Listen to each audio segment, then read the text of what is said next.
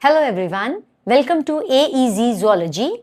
In this video, we are going to talk about the absorption of nutrients. So after the digestion of the food, the simpler components of the food, they need to be absorbed by the epithelium of the small intestine so that they can enter into the bloodstream, and from there they go to their target organs. Some of the things they go in the liver and muscles, they get stored there so that at the requirement, the energy is whenever it is required, it can be utilized. So for its assimilation. So let's proceed further, and in this video we are going to talk about that absorption of nutrients. It is taking place by various methods. It can occur by simple diffusion, that is the material which is present, the simpler food components are present in higher concentration in the lumen of the small intestine. So along the concentration gradient, they will be absorbed and they will be simply diffused into the epithelial cells, and from there they will enter into the bloodstream in the blood capillaries. Or it can be through osmosis, that is the membrane of the small intestine. It acts as a membrane of the cells of the small intestine, they act as a semi-permeable membrane. So they allow the movement of the solvent molecules as per the availability and as per the concentration of the solutes. So that would be osmosis. Then comes the facilitated diffusion. Facilitated diffusion means that there is a carrier protein which will be picking up certain selective material from the lumen of the small intestine, and only on those carrier proteins which are present on the plasma membrane of the small intestinal cell. So these are the small intestinal cell with their villi.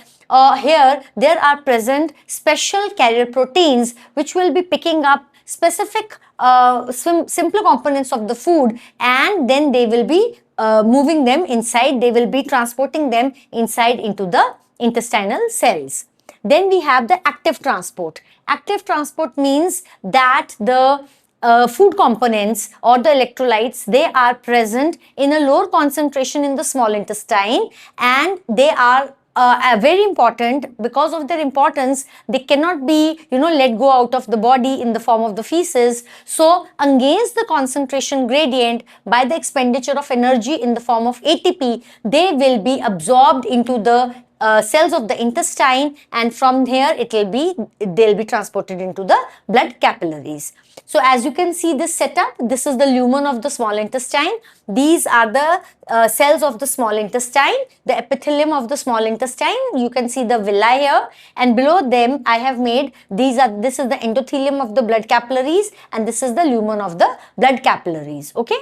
So in this diagram you can see that the proteins are broken down into the smaller food components. We have been seeing in the previous videos how the digestion of proteins took place, and ultimately amino acids were being formed.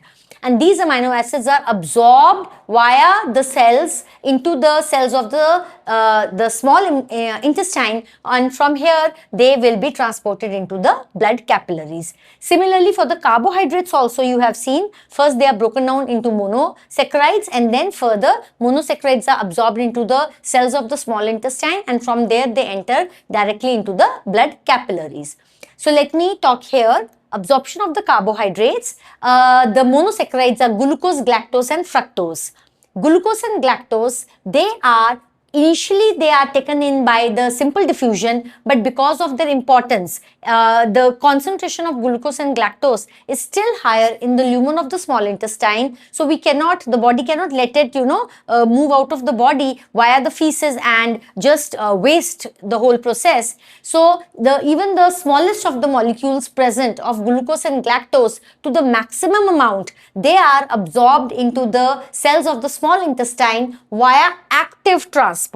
So via active transport means, as I just talked initially, that against the concentration gradient, now in the lumen of the small intestine, the molecules of glucose and galactose are in lesser concentration, but the molecules which have already been absorbed into the cells of the small intestine and from there going into the blood capillaries are in higher concentration. But still there, by active transport, that is, there is a sodium potassium pump which will be present here into the epithelium of the small intestine. Via that sodium potassium pump, with the expenditure of energy in the form of ATP.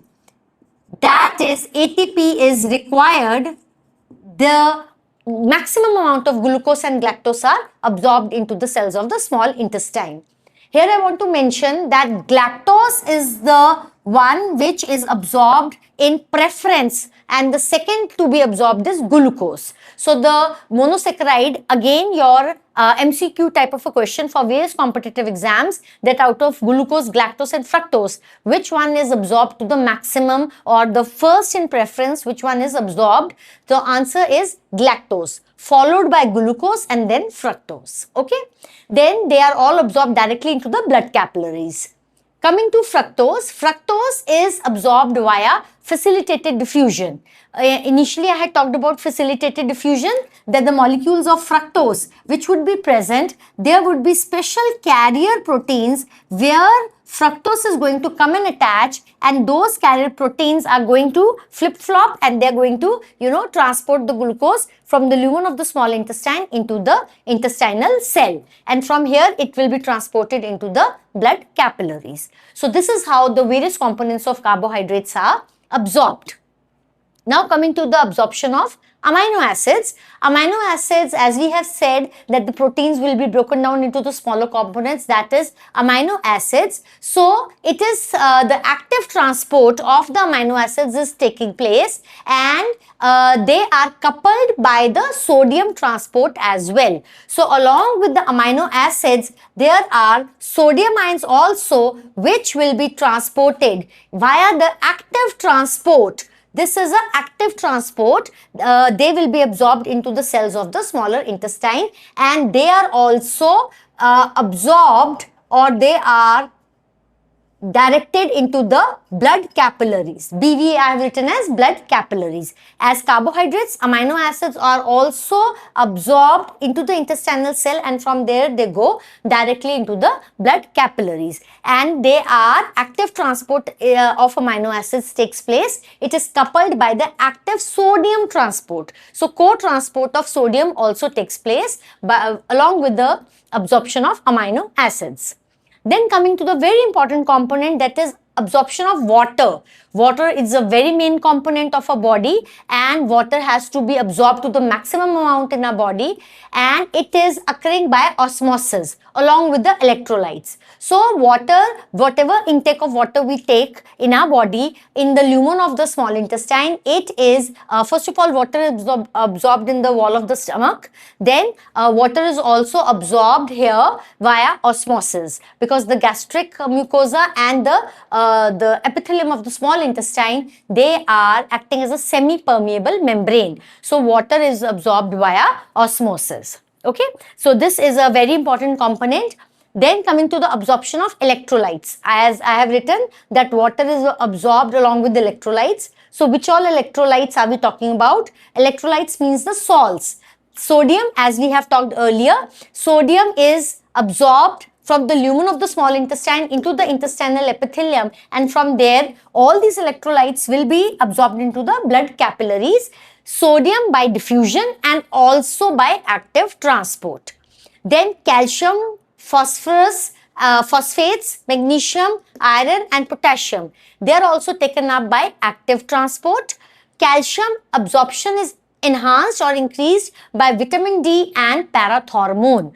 So that is why it is recommended that we should get a good amount of sunshine, because that makes your vitamin D, and vitamin D, that and along with the parathormone, the hormone which is secreted by the parathyroid glands, they lead to the increased absorption of calcium. And calcium is very important for the development and retention of your bones, your teeth. So your overall skeletal structure, well-being, calcium is very important for that.